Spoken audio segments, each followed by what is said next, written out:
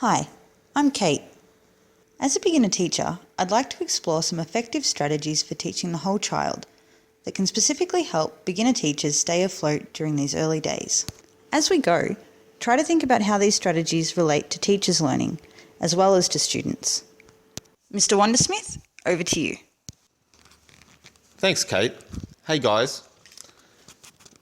To identify effective strategies in the classroom, we're first going to take a look at some learning theories.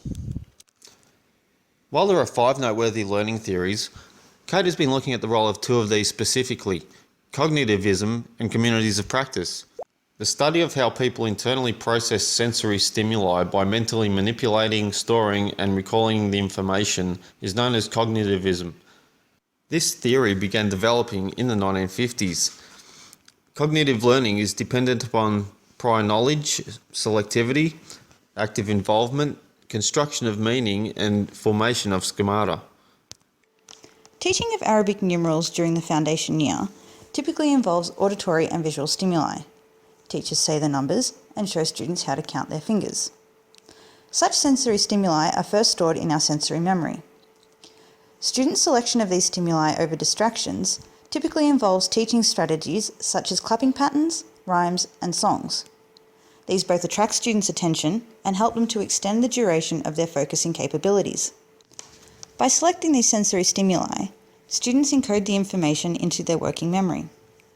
When this occurs, students can actively participate, rehearsing the information by counting aloud and using their own fingers. Active participation and rehearsal are required to encode the information in long-term memory, construct new schemata, and store knowledge for later recall.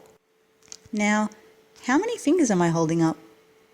Communities of practice is a much more recently recognised theory that rapidly gained attention. It involves the informal sharing of professional knowledge.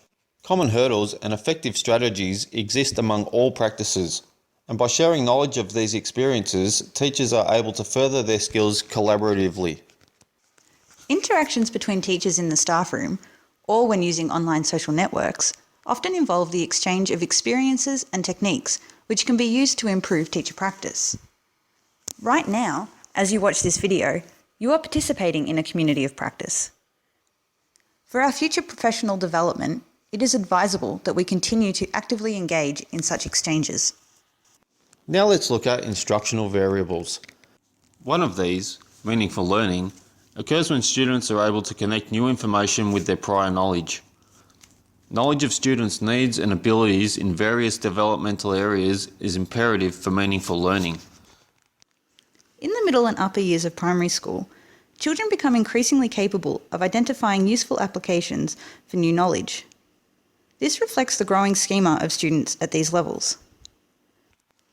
Many teachers are currently encouraging student discussions of what I know, what I want to know, and what I have learnt, or KWL charts, to help students explore their prior knowledge, interest, and learning successes.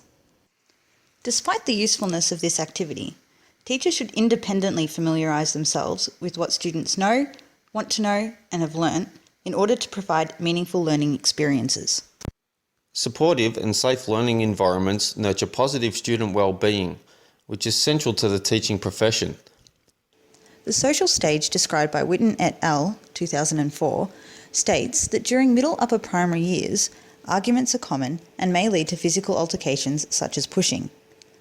By minimising competition focus and clearly outlining rules, the occurrence of arguments, unacceptable physical behaviour, and their negative impacts on both social and academic learning can be reduced. To bring this all together, we need to take a closer look at where we started, the classroom. The organisation of a classroom cannot just be left to chance. This would lead to chaos and very little learning would be achieved. Teachers are now moving away from traditional rows of tables where linear lesson delivery is promoted. Other resources, such as pencils, flashcards, literature, instruments, paper, and technology, all contribute to the variety of sensory stimuli in the classroom. Now that I have shared my exploration of effective strategies for teaching the whole child, I'm off to reflect on my practice strengths and weaknesses that have been highlighted by making this video. Good afternoon, everyone. Created using Powtoon.